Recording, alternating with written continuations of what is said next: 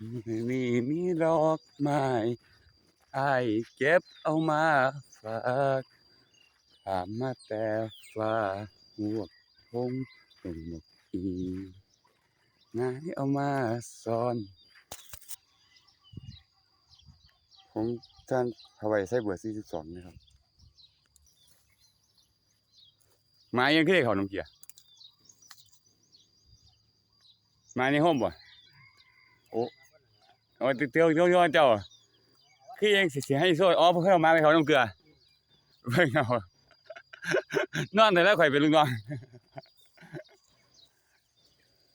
มาลูกสาวเพิ่นซื้อมาฝากบ่แม่นบ่ไงนั่นล่ะญาติ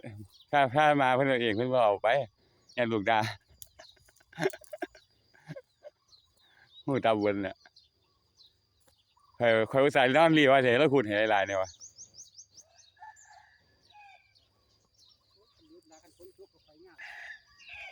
2คนเท่านี้ครับคนงานกับเฒ่าแก่2คนได้มื้อละประมาณ5ตันครับ5-6ตันเฮ็ด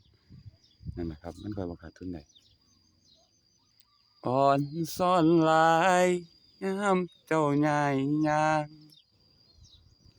อ่อนซ่อนหลังเจ้าย่างยิ้มแต่ละทีบาดใจคักนะจนกะอักกะอ่อมคิดน้ำอ้อม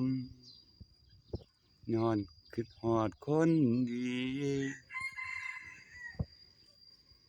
สวัสดีครับผม